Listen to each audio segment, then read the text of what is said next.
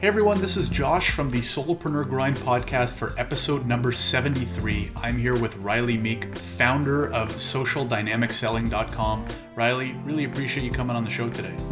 Hey Josh, happy to be here, man. This is going to be fun.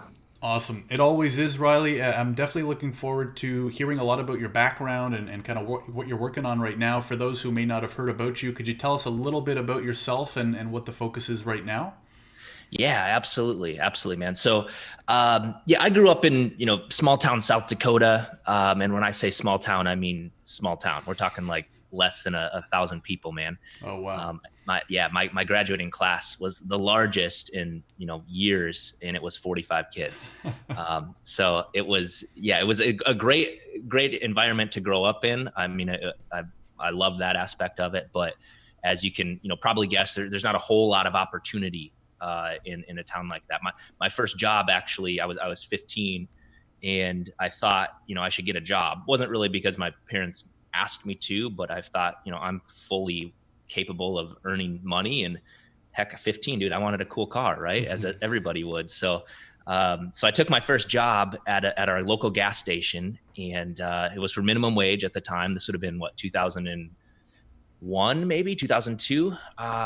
And I was, 15, sophomore in high school. And that summer I thought I'd get a job, and minimum wage was $5.15. And I worked one shift. It was an 8-hour shift. And I did the math in my head at the end of that, and I quit. I was like, there's no way I'm doing that again. What the real reason was, it wasn't because it was like hard work or anything like that. But when I did the math in my head, what really ticked me off was not that, they put that value on my time, $5.15, but really what ticked me off was that I allowed them to put that value on my time. And that really was what kind of, started my journey of entrepreneurship. And I completely dove into just that whole lifestyle of personal development.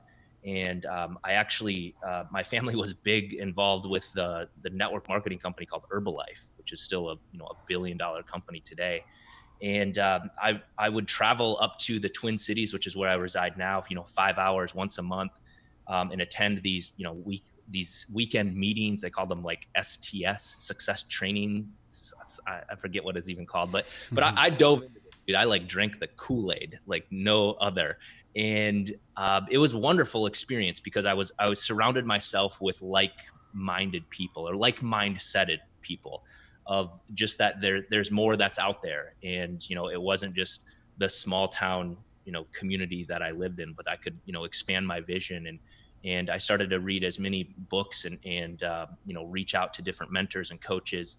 And the day I graduated high school, if we fast forward a couple of years, literally the day I graduated high school, my bags were packed and I drove back up to Minneapolis, mainly because I was kind of the largest big city, near my hometown, but I had some family up here, so I had some connections. And I just continually, was growing that business. But I planned on going to college. I went to college for 2 years. I got my associate's degree in exercise science, which sounds really important, but that just means it was like PE class.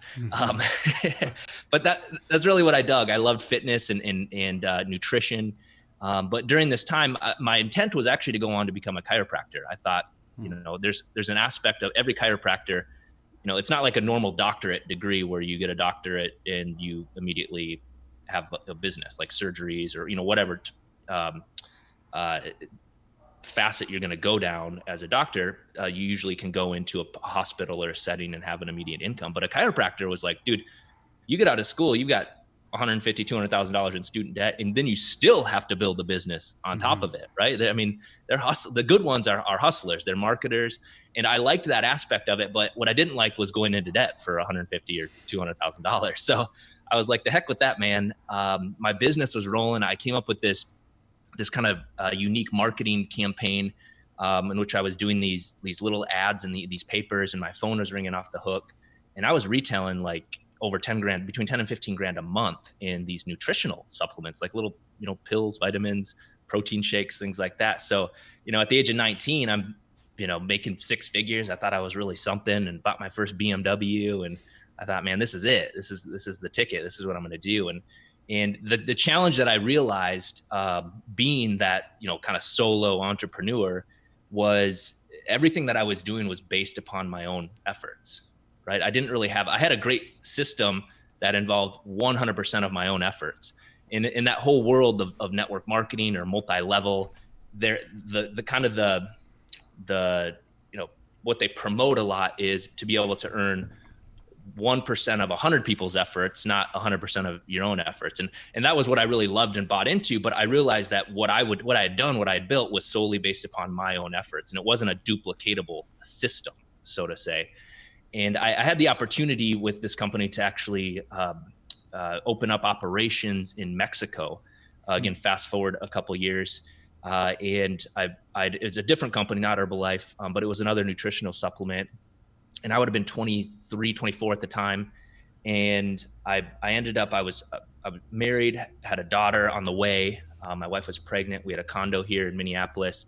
And I came across this opportunity, and I thought, you know what, if I'm going to really build something here that's going to last, I need to be able to rely on other people's efforts, not my own. And I moved to Mexico for 5 months. We got a condo down there. I'd actually leased out my condo here in the States and pretty much invested everything that I had into this opportunity down there. And we were at it, man. It was awesome. I was living in Puerto Vallarta, Mexico, like right, beautiful on the beach. It was great. I would work hard during the day, have a few cervezas at night, and life was good. But about 5 months into this, dude, the Mexican government completely shut us down. I don't think enough, palms were being greased at the time. And so they shut us down and said, get out of here. And before I knew it, I was on a flight back to the States here. And not only did I pretty much invest everything that I had, so not only was I broke, kind of coming back with the tail between my legs, but I had the realization that I'd rented out my condo. So not only was I broke, I was also essentially homeless at the time. Yeah. So my wife, pregnant wife again, and I were literally sleeping on my sister's couch and wondering, like, what the heck are we going to do now? And it was a unique time in my life. Again, I was 24 years of age, and it was like, all right, what's next? And I just kept looking at, I full well knew I could go get a job, but I certainly didn't want to. But it wasn't anything that was like, I'm going to provide for my family no matter what it takes. If I had to go wait tables or, whatever, I would have done it. But I knew I was called to more than that. And I was just seeking, like, what's the next thing? And of all places, man, I came across this ad on Craigslist, and it literally said, so this is like literally weeks and weeks of me just searching, like praying, seeking out, like, what am I going to do here? And this ad, it literally just said, work 3 days a week and make $10,000. And I thought, yeah, right. But I had to inquire upon it, right? Just like the entrepreneur spirit, the inquisitive nature within me. I was like, what is this all about? And I got on the phone with this gentleman, and it didn't really hit me what he was talking about, but he started to introduce to me this new concept of selling to groups of people versus just one-on-one, because everything that I had done from, the nutritional sales to, man, at this time I had sold numerous things from insurance to siding and windows and business value, a number of different things that I had sold, but it was always one-on-one. And as much as I loved that idea of being that independent contractor, quote unquote, earning what you're worth, I never really bought into the fact that your income was uncapped, because there was really only a certain amount of time in the day, right? I could only do it, if my presentation was 1 hour, 2 hours, 3 hours, however long it's going to be, I could only do so many presentations in a day before I'm emotionally exhausted. And I just, I needed to rest at times. And certainly you could sell higher ticket items, that could earn you a larger commission, maybe be a manager, build a sales force to earn royalties or overrides, which I liked that. But there was still, I realized that it wasn't truly like your earning is uncapped. There's definitely a limit that you're going to hit, even just being an independent contractor. And when I went out and met with this gentleman, he actually invited me down to one of his events that he was hosting. And he said, just come on down, check it out, man, and see what you think. And I walked into this restaurant, and he was in like a private room in the back of the restaurant. And I walked into this room, and he had between 20 and 25 people sitting there, facing forward, listening to him present on his products that he was selling at the time. And then, after he presented, he fed them dinner. And at the end, he simply asked for an appointment. And out of those 20, 25 people, 7 people actually gave him an appointment to meet with him the very next day to talk about price and to ultimately allow him to actually close the sale. And it completely rocked my world, man, because this is, again, he did one rock star presentation, right? And it wasn't even rock star. It was just, he did a presentation and he got 7 appointments. And I was like, holy cats. Like, if he can do this in an hour and a half, it was less than 2 hours that he accomplished this. I was like, dude, I'll do a presentation every single day, because he was only meeting with those that truly cared about what he was no longer trying to convince them. He did a presentation to a group, and then the next step was to talk about price and allow him to actually close the sale. So it completely rocked my world. And I left that meeting just with, I had a couple hour drive on the way home, and my mind just kept turning. I was like, okay, what could I sell through this format? And I actually took a couple of his ideas and added a few of my own. And within a few months, I set up my own event. I thought, I can do this. I can figure it out. And I had, at this time, dude, I had $673 in my bank account. And I had a credit card, and I had a hope and an idea and a vision that this could work, because I needed it to work. It wasn't an option for me to not be able to provide for my family. And I could see the power of doing this. And so this would have been in July of 2011. I hosted my very, very first event and made a few sales out of it. And then I reinvested that money and made a few more sales, and reinvested that money and made a few more sales. And by the end of that year, in 2011, man, we did 2.1 million in sales through this format of selling to groups of people, one to many versus one-on-one. And then from there, I realized what I had was working. So I was like, well, let me recruit, let me hire some sales reps. And by the end of 2012, I had 26 crews going in 38 states throughout the country. We did 12 million. That year we did another 12 million. And then it was like, okay, what else could we sell? Because I realized the system was what worked. The product was pretty much irrelevant on what we were selling. And so I started a couple different companies, different products that I added in. And every single one of them, now leading up to this, it's been, almost a decade now. I've started 7 different companies in different industries, and every single one of them, man, we've taken to 7 and even a couple of them to 8 figures within the very, very first year, solely selling one to many to groups of people versus just one-on-one. Long intro, man, but I hope I hit the topic. Long intro, and it was a good one, and there's a lot I definitely want to dig into. First, Rylee, I'm curious, what do you think led to your initial success with that company that you kind of joined through your parents? Because you started doing really well at a very young age, and one of the first things that pops into my head is, did that all just kind of come naturally? What were you doing to kind of teach yourself, or were they providing you resources? Did all this stuff come naturally to you? Yeah, great question, man. Because, growing up in South Dakota, my dad delivered mail rural route, extremely hard worker, but he never made more than 40 grand a year doing that. Like, it wasn't, he was a, independent contractor, kind of owned his own business, but it wasn't like he was well off by any means. And my folks got divorced when I was 5. So I kind of bounced back and forth between them. My mom had remarried to a gentleman who he was an engineer. And he was, for a period of time successful, I guess, if we're talking like financially. So I got to learn kind of different paths, and I got to learn what I wanted and certainly what I didn't want. But as far as like the drive, the entrepreneurship, man, I think really, I'm a big fan of Tony Robbins, and he's all about modeling success and finding somebody that's already done it. And even if it's not like a one-on-one mentorship, but just modeling, what did they do? What did they do that wasn't successful? And don't model that, of course, but what did they do? And can I model that? And that's literally what I did when I found this gentleman doing the seminar format. It was like, okay, if it works for him, I can figure it out. And it certainly wasn't easy along the way by any means. I wasted tens of thousands of dollars figuring it out. But through that process, I'm a firm believer that there's never really failure. There's only feedback. And I took what I quote unquote failed at, took that feedback and was able to adjust and perfect this system, which I really do believe now we've perfected this system of selling to groups of people. Got it. and I do want to get a little bit more into that. But first, again, just super curious about the story. When he invited you out to that event, what was he trying to sell you? Like, was he trying to Yeah. sell you what he was selling to everybody else, or was he kind of like, hey, come watch and learn how I sell stuff?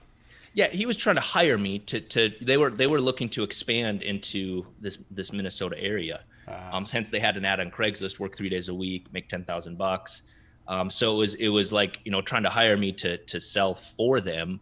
But again, the entrepreneur within me, it was like, well, if he can, he wasn't very good at it. I felt like I could do a better job, not like arrogantly, but it was just, I just felt like I could. And again, I took some of his ideas, but then added some of my own that I thought was a need, because I think the biggest thing was having a product that I mentioned the product is really irrelevant, but you do need to solve some sort of problem, right? Identifying what a need is that's out there for any entrepreneur. It's like, you can have the greatest product in the world, but if it's not like fixing a problem or resolving an issue that somebody's dealing with, you're going to have a tough time selling it. So finding what that problem is, and then being able to craft a story to get people to take action, was really, what I think what I did during that time. And again, with any product out of the 7 different companies now that we've started, that's really where it started from. It wasn't that I had a passion for any of those products or anything, which I think is I totally understand when people say you really got to believe in your product and have a passion for it. I had zero passion for any of the products that we sold, but what I had a passion for was providing for my family. And, assuming it was a good product that could certainly solve somebody's, needs, and help them, then I can get behind that. I certainly not, selling something that's, slimy or gross, you know what I mean? I mean, that's never what I would do. But again, it was more, my passion was being able to provide the lifestyle for my family. And that's why we've been able to do this across numerous different industries. Awesome. And you were talking earlier about how you did have pretty good levels of success selling multiple different services, right? You said kind of windows, siding, the nutrients or supplements. What do you think it was that led to that success even at such a young age? Or maybe another way of approaching this question is, for a lot of those people out there who struggle with sales, who are not great with sales, what would you recommend, even for like beginners, or however you want to call it, what would you recommend to them? Mm-hmm. I think the biggest thing, no matter what business you're in, as a solo entrepreneur, if it's just you, I think you need to identify where your strengths and your weaknesses are. And if it's possible to delegate some of those things, fantastic. But starting out, oftentimes money's tight and you don't have the ability. You're the bookkeeper, you're the marketer, you're the sales guy, you're the fulfillment, you're everything.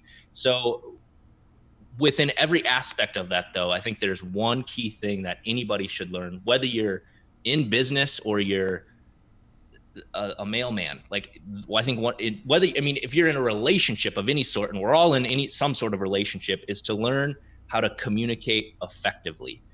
And specifically, what I've become a master of is neuro-linguistic programming, NLP, which is really how to be able to communicate effectively to get people to take action.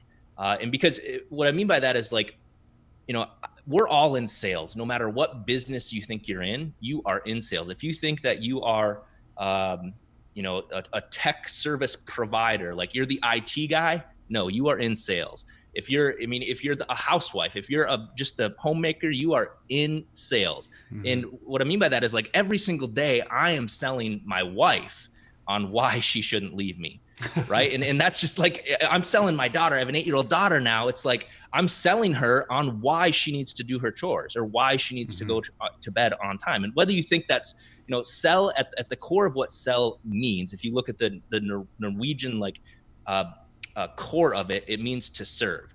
And if you're able to serve people effectively, communicate effectively, in a lot of people in the NLP world, if they know anything about it, a lot of people kind of have a jaded feel for it, where it's like this dark kind of manipulative way to get people to do something they wouldn't want to do. And that flat out is not true, because you're never going to get somebody to do something they don't want to do.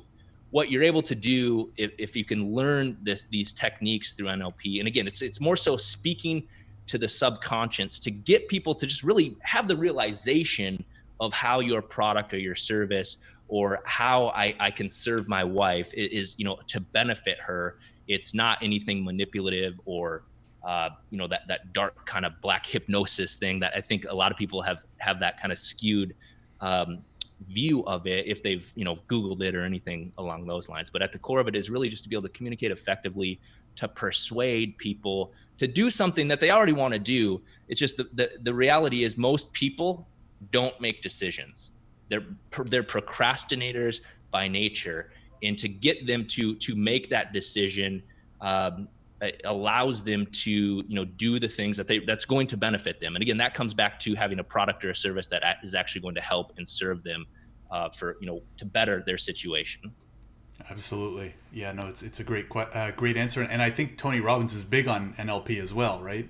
Absolutely, man. He does it in groups of 12,000, 14,000 people in a stadium. It's unreal what that guy does. I just geek out watching him do his thing, man. Awesome. So Rylee, I want to kind of go back to the point in the story where you see this man give the presentation, you see the potential of the one-to-many type sales. You say, you know what, I think I can do this. I think I can do it better. Can you talk a little bit more about what it was maybe for the first 3 to 6 months that you actually did on the ground to get that first business up and running? Because I feel like one of the areas where we sometimes gloss over, we look at the Tony Robbins and all these big success stories, and it's easy to see where they are now. But what I love to know about is what was the nitty gritty, the first few steps, the first few months, going through the grind for you? Yeah, man, absolutely. I'll tell you, it was one of the most amazing times in my life. And if your listeners are entrepreneurs, solopreneurs, I think the biggest thing, and this is why what I've had the realization, with what's happened over the last decade in my life is it's always about, as an entrepreneur, this really hits home for me, is it's always about the thrill of the hunt. It's not even about achieving it. It's being able to do it. It's I think back when I was single, being able to date a girl, if you go out to a bar or something, it's not even about closing the deal. It's just the thrill of the hunt that you could still do it, right? Mm-hmm. And then it's I still got it. And that's why I've done this with 7 different companies, man. So starting on early out, it was how do we do? Okay, I modeled to what I knew this gentleman was doing, but it really came down to, okay, who's my true client? Okay, what was my product or my service, and who is my true client avatar? Who is going to buy this stuff, right? And that's what we had to figure out. This is what I didn't do well at in the first time. I just thought, heck, I'll just send some postcards to some random homeowners in the area. They're all going to come out and it's going to be great. I got terrible response rates with that. So over early on, it was okay, what do we do? Thankfully, I was able to fail my way through a few, sales to continue to fund my operation, because I didn't have any money. I had a credit card. It was I was hoping to get through this. But as I learned, I'm a true marketer at the core, where I'm always A/B testing different things from our messaging on our invitation. We do a ton of direct mail still to this day. Majority of our events, not always the case, but the majority of our events are filled through direct mail. And so identifying who that true client is, how do I create an invitation that's going to get them to take action? How do I, have phone scripts? How do I get them to RSVP and to actually show up? Because out of, those that RSVP, sometimes things come up or they forget about it. How do I negotiate pricings with the restaurant? How do I set up the room to be most effective for them to listen and interact? What time do I have dinner? What time do I have dessert, or do I have dessert? When do I ask for the appointment? How do I create sense of urgency? All of that was stuff that I had to learn through the process. So when I say 0 to 2.1 million, I didn't make 2.1 million. I spent just as much that first year trying to figure this out. But thankfully I was able to make a few sales and not go blow that money on a cool car or whatever. I continually invested that into my company because in the beginning it was just me. It was like, I'm just going to continually pour into this thing and figure this thing out. And, once I did, 6 months into it, it was like, all right, I feel like I've perfected this now, because it was me solely going out making these sales every week. And then I started to recruit and train. I had guys on the road with me selling, again, then modeling me. And then that allowed me to, have a few trainers then that was able to do that and allow us to duplicate that through the year, which allowed me to step back in my business to work on it versus continually in it. And that's what really allowed us to scale in the beginning. So it's trial and error when you're starting out. Like, unless you've got a true mentor that's been there, done that, you're kind of as an entrepreneur, you are the trailblazer. We are the people that make this, make the world go round, in my opinion, is providing new opportunities, unique products, situations, services that serve so many people. And that's why I love entrepreneurs, young entrepreneurs, especially just starting out, that have a vision. Because as long as you have a vision, you're going to go big places, but it starts with having that idea, and then applying different techniques and strategies to that idea to take your business from that solo entrepreneur to, as big as you want it to be. Right. And it's pretty incredible too, when you can then look back and say, look at what we've built from nothing, right? Which is pretty unique to entrepreneurship. So Rylee, for those who are at the beginning, maybe they don't even have an idea. I'm curious, number one, to know, what was the first thing you decided to start selling? And then how did you go about picking the other ones, right? Because it can be especially difficult, considering you say, right, in some cases, the product actually isn't that important. So how did you go about picking the ones to focus on? Yeah. So starting out, I'll tell you that the very, very first product that I started, this gentleman was basically selling insulation into homes, right? Residentially. And so I was like, all right, I could figure that out. I got a brother who could install this stuff. Like, it was like putting the pieces together. So we added additional products to that, like LED lighting, which immediately lowers your energy usage, weather stripping, window tinting, things like that because then at the time it's like, okay, what's the problem that's out there? Everybody had high utility bills, and everybody wants a lower utility bill. So it was like, who wouldn't want this, unless somebody is already off the grid, right? Who's already gone completely solar or whatever it is. So it's like, who wouldn't want this? So I could reach the masses. It was just looking for homeowners, essentially. And we crafted that invitation on, come learn how to save money on your utility bills, blah, blah, blah. They could come on out. We did simple demonstrations. And dude, like the funny thing of this, you'd mentioned like the pictures hanging on my walls behind me, that looks great.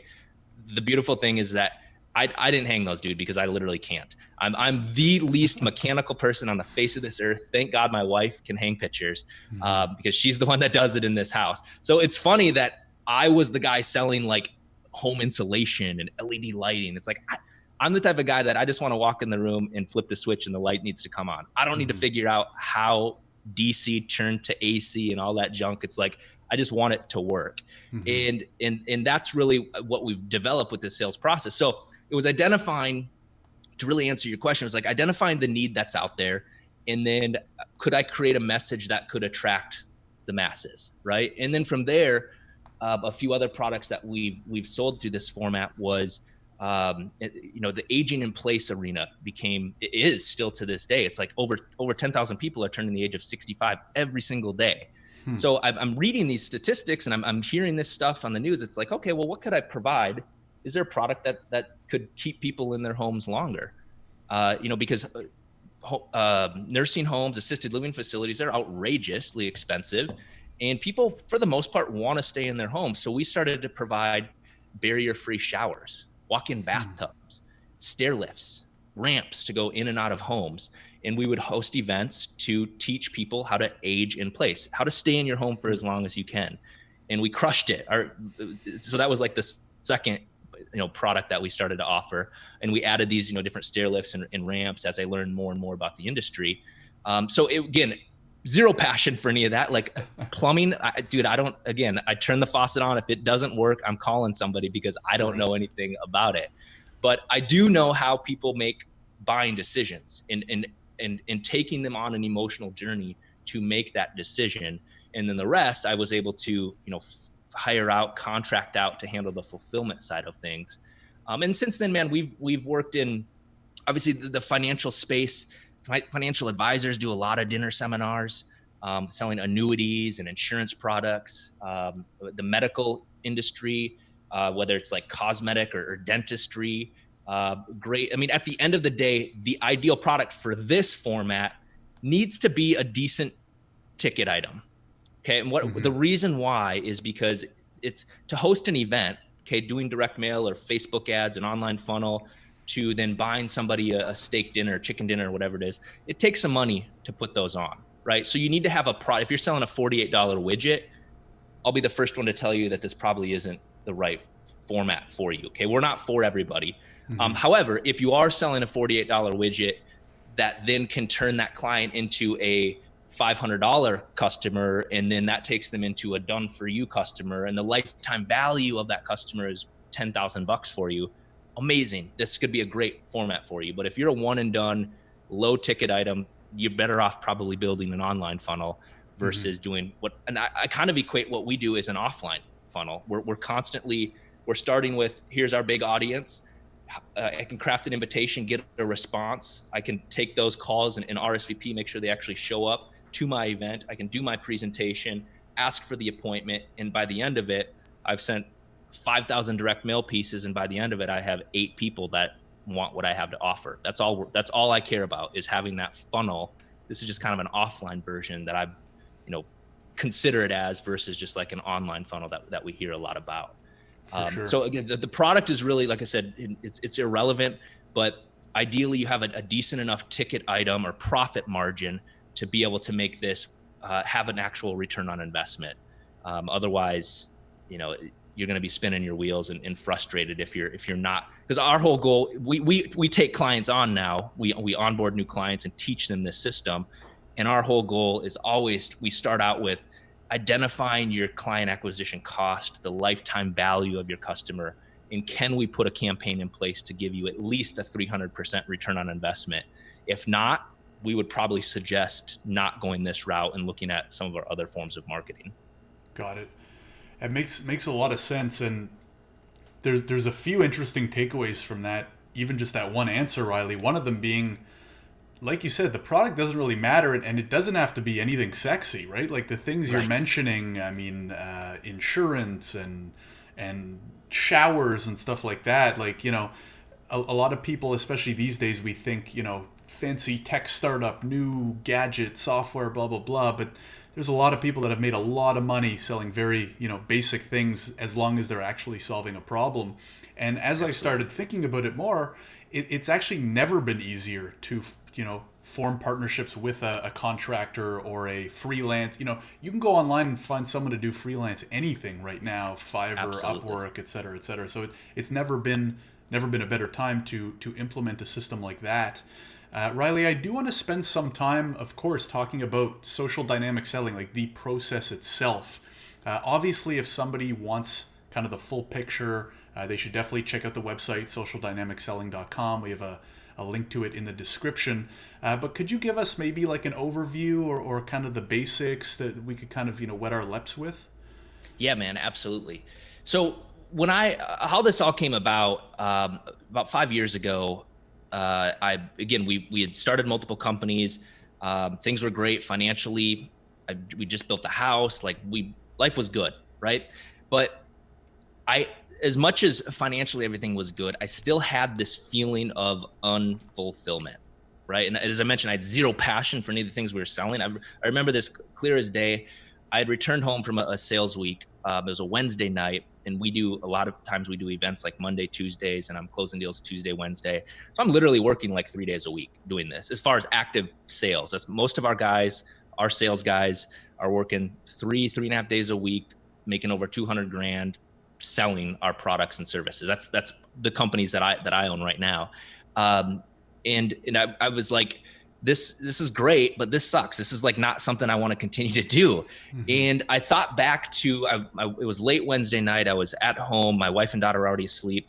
And I just sat down on my kitchen table and I was just thinking what's next? What's out there? And I thought back to the early days of when I was first starting out as an entrepreneur, and or just a sales rep in general, independent contractor, like when I was selling siding and windows, or even those nutritional supplements, how I had to like figure out how to, get people to call me, or lead generation and the sales process. And I thought back just to really that feast and famine lifestyle of, where's my next lead coming from? Do I have to continually call on friends and family, or where's my sale coming from? And the stress of dealing with that when that's, if that's your sole income, it's like, how are you going to pay for your business expenses, let alone your household expenses, and provide for your family? And I thought, man, there are so many businesses out there, entrepreneurs that have a passion for a product or service that they already have, right? Like they're out there, they've got to be, but they don't have a way to generate leads or sales. Like there's so many people that are brilliant, that have a great idea, a great service, but if nobody knows about it, they are not doing anybody any service or any justice, right? Mm-hmm. And as much as the movie says, if you build it, they will come, I'm telling you, that is not true. If you build it, they do not freaking come. You have to have a system in place to put people in front of you to be able to speak to and ultimately make a buying decision. And that decision could be no, right? But at least you allowed them to make that decision. And so I just started to write that day. And as I kind of went through of like, how do I find my true client avatar? How do I design a marketing piece? How do we deliver a presentation? I laid out everything that we do from a campaign standpoint, which is now, it's actually in a book that I wrote. It's called Food for Thought, how to use dinner seminar marketing to grow your business in ways you never thought possible. And I laid that out in this book. And I thought, man, could that be the product? Is that our next product? Rather than me constantly grasping at something to sell, could I teach people how to do this for their own products and services? And that was the night of the birth of social dynamic selling. And since then now I've stepped back. Granted, I still have a couple of my own companies that we still sell through this format every single week. In fact, this week coming up here, we've got my guys, I think we've got between 30 and 35 events this week happening throughout the country for my own companies, but we've got more than double that for my clients. And so what we've done is we teach people how to identify that true client avatar, craft a marketing piece. We fill the rooms for people, and then we can help them with their presentation. We can even help train and hire sales reps for them if need be, if scaling is something they're looking for. But then we teach people everything from the marketing standpoint to the sales standpoint, because I don't really believe marketing and sales are completely separate. I think one has to speak for the other. And if there is any disconnect with that, that's where, the sales team is mad at the marketing team, or the marketing team is mad at the sales team. There needs to be continuity throughout the whole process. And that's why we take on everything from that. And so I laid that out with this book to teach people how to do their own events. And then obviously we can, engage with somebody on a higher level if they wanted us to help kind of run those type of campaigns for themselves. Got it. Very cool. And could you maybe give us like 2 or 3 pointers? Like, let's say there's a Rylee Meek out there listening, and he's like, you know what? I really love this idea, right? The dinner kind of sales to many people. Are there like 2 or 3 tips you could give someone that's like, you know what, but before I check out the website, I just want to run one by myself? Like, what are 2 or 3 pieces of advice you'd give to them, other than to check out your website, of course? Yeah. So obviously you can go do all of this by yourself, and you can figure it out by yourself, just like I did, right? But what the reason I put this book together, and we have a digital course that teaches you, it's literally me on video teaching you every step of the process. And it's really just to allow you to speed up. You can don't waste the $1 million that I did. I would have loved to have that in my pocket, as I was failing through this. So we put this together really just to speed that up. But at the very least on our website, because again, I remember I wouldn't have been able with $673 in my bank account, I wouldn't have been able to hire myself when I was at that time. And I realized that, and that's why I put together this book for that person that is just starting out. And online as well, on our website, socialdynamicselling.com, there's a blueprint that you can download on there. And it's 6 key components to put together your actual marketing campaign. So it's a blueprint. It's not like instructional step by step, but it's what component you need to focus on at each step of the process. that they can download, and that'll help walk them through it. And then this book is also, dude, I'll tell you, even for your listeners right now, if they shoot me on the website, RyleeMeek.com, if they shoot me a message and just say solo, the solopreneur grind that they heard it on here, I'm happy to give it a PDF electronic version of this book for completely free. Oh, wow. I'll give that to them. If they want a hard copy, it's available on Amazon. I don't even know what they charge for it, but I'm happy to provide an electronic version to those starting out, because that's really what my goal is right now. And financially, we've done well, but we're looking to help those that really have that vision and that idea, because I know what that's like as a young hustler, and not even young, just as a hustler. If you're in it right now, there's nothing more fun, and I just like I love that time in my life, and I enjoy the time that you're in right now, even if it is stressful with COVID and everything that's going on. You're going to look back at one point in time and go, wasn't that a fun ride? And I want to be the catalyst for that. So I would be happy to give that electronic version to any of your listeners, man, if they just shoot me a message and just mention that they heard it from this show. Awesome. We really appreciate that, Rylee. And I do want to ask one last question. It's June 14th, the date of this recording. We are in the midst of COVID, and obviously you're dealing with a sales process that involves meeting with people in person. So I have to ask, not necessarily how that's affected kind of your business, because it has. I'm sure. Oh yeah, I'm sure it has. I think what I'm more interested in learning about is kind of how you're pivoting, or are you adjusting that sales process at all due to COVID and kind of the effects it's had on everybody? Yeah, man. So I'll be completely transparent with you. March 13th, Friday the 13th, is when we started to hear these kind of rumors of what's going on here. I was in Arizona. I was actually in Denver. I flew back to Minnesota here. And then on Saturday morning, we flew to Arizona. My wife and some friends, we were there. We were just taking a week of vacation, which ended up being zero vacation for me, dude. Because Monday, the 16th, that would have been, that was complete chaos for us, dude. We had 107 events that week that completely shut down. We're over $300,000 in marketing that I had out in to fill these events. So it was like the money was paid for, it was gone. I wasn't getting it back.